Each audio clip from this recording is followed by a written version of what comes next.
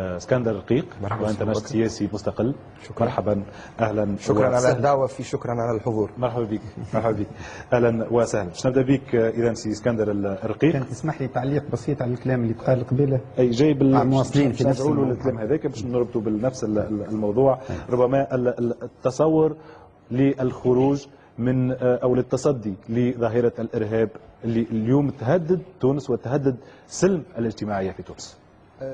سي أبو بكر والسادة المشاهدين، ما يختلفش اثنان عاقلان أن اليوم تونس تعيش حرب إرهاب كبير على الدولة ومكونات الدولة من خلال ضرب رمزية الدولة يوم 25 جويلية عيد الجمهورية الأولى في اغتيال ممثل عن الشعب، ثم ضرب الجيش الوطني في جبل الشعامبي في ذكرى تأسيس الجيش الوطني، ويتم ذلك في معنى رمزية جغرافية كذلك أن الشهيد محمد البراهمي رحمة الله عليه مختار من سيدي بوزيد بعناية والشعابي موجود في القصرين. أنا أتساءل وسؤال يفكر فيه الجميع اليوم، أما أسهل إذا نحب أنا ننكل بالجيش التونسي، أما أسهل نضربه في جبل الشعامبي الذي طلع الجنرال عمار وقال مشطناه، ولا نضربه على الحدود الليبية التونسية وين الحدود مفتوحة والتهريب خدام والصحراء مفتوحة وليبيا فيها تعيش فوضى؟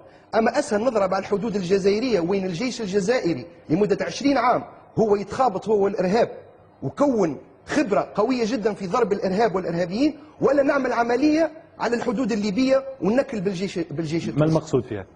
المقصود سيدي هو أنه هذه أنا هنا أحلل وأتساءل، والشعب التونسي ذكي والشعب التونسي يجب يوصل لنتيجة لهذه الأجوبة، لكن الأهم مش تساؤل. أعطينا النتيجة اللي وصلت لها. ماذا نحن فاعلون اليوم؟ مش مسكلة أني أتساءل، لكن ماذا نحن فاعلون؟ شوف أرجع بالحق، نرجع لك، أرجع شوية. لا ارجع لي لهذا قبل سي اسكندر. معناها أنت شو استنتجت من هذا؟ شوف أخي، أنا نستنتج اليوم حتى نستفيد. أي نستنتج اليوم أنه اليوم إذا كان جبل الشعامبي الذي فيه كل المؤسسات الأمنية والجيش متاعنا موجه أنظاره لجبل الشعامبي، وتجي عملية نوعية استعراضية بعد اغتيال محمد البراهمي في قصرين وسيدي بوزيد، هذوما مهد الثورة، هذوما قدموا شهداء يلزمنا نرعبوهم، وهذوما عاشوا الحرمان وعاشوا الفقر وعاشوا التهميش. اليوم نضربوهم في قامة من قامات السياسة كيما سي محمد البراهمي، ونضربوهم في رمز تونس، أعلى جبل في تونس، أعلى قامة في تونس وهي جبل الشعامبي، ونضربوها. ثم نحب نربطك حاجة أخرى، أن ما حدث اليوم في الشعامبي حدث قبل عام في رمضان بالضبط في العريش، عندما اغتيل 17 جندي مصري غيلة وما زالوا ما يعرفوش، وتم تلصيق التهمة بمرسي وحماس، لأنه مرسي تهاون مع حماس. شكون قال أنه مش كوماندوس إسرائيلي؟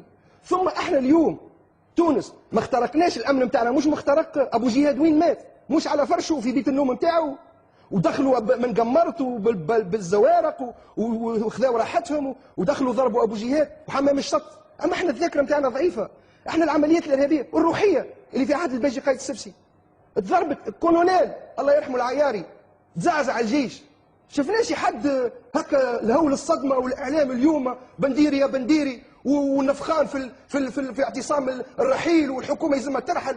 شبيه ما قالوا وقتها كي ضربت بير علي بن خليفه ما تكلمش الاعلام بالطريقه اللي قاعد يتكلم فيها تو. شبيه في الروحيه ما تكلمش الاعلام كيما خويا العزيز. امننا مخترق واحنا نضحكوا من عبد الرؤوف العيادي ويقولوا عبد الرؤوف موساد. إبا موسادي هي موساد، حمام الشط موساد ومخترقة أمنة. اليوم نبيل عبيد وتوفيق الدماسي الذين تم عزلهم وين موجودين اليوم؟ وين موجودين؟ ما في الإمارات. وين في الإمارات؟ ما هو ياخذوا في تعليمات من ضحي خلفاني اللي تهدد الثورة التونسية وقال ستفشل الثورة التونسية بعد شهر ونص. تصريحات تحمل مسؤوليتك فيها اسكندر رقيق. نعم طبعا اتحمل مسؤولية. ولا تحمل فيها التلفزة الوطنية أي مسؤولية. طبعا تحمل مسؤولية. سيدي لا خليني نكمل لك على التوا، لأنه نعم. أنت بربشت الجانب هذايا وأنا ما عندي حتى مشكلة، أنا مستقل ونقول كلمتي وما يهمنيش، لأنه احنا اليوم في وضع حساس جدا، وهذه نتعاملوا بالموضوع مع قفازات من حرير ونطبطب على كتافك وتطبطب على كتافي ما ينفعش تو، إذا نصالح ونفرش كورة على القاع على الطاولة. شوف خويا العزيز، كي تصير عملية إرهابية في الباسك في إسبانيا، اليمين واليسار يحطوا اليد في اليد وينساو خلافاتهم ويتوجهوا كلهم دعوة متلازمة نحو الإرهاب ونحو العدو الذي يريد أن يضرب وحدة الشعب الأسباني. نعم. عندما تصير عملية أوكلاهوما سيتي، وأنا كنت طالب في أوكلاهوما، وصارت عملية ضرب واحد أمريكي أشقر أزرق العينان ابن امريكا من تكساس ومن اوكلاهوما يضرب ويفجر مبنى فيه 176 نعم. الاف بي اي، والشعب الامريكي يلتحم بحزبه الجمهوري وحزبه الديمقراطي. الا في تونس سبحان الله تصير عمليه مصيبه تحبط، معناها نعجه تبشم في واحد ترويكا هي السبب والحكومه فاشله وبدينا في حمله انتخابيه.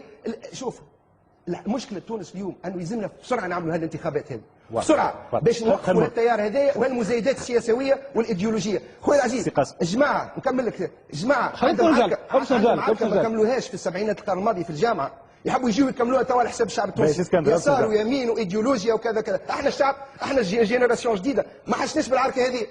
سي اسكندر نعطيو الكلمه بشوي بشوي، بس كل واحد نسمعوا رايه من غير احتكار. تفضل سي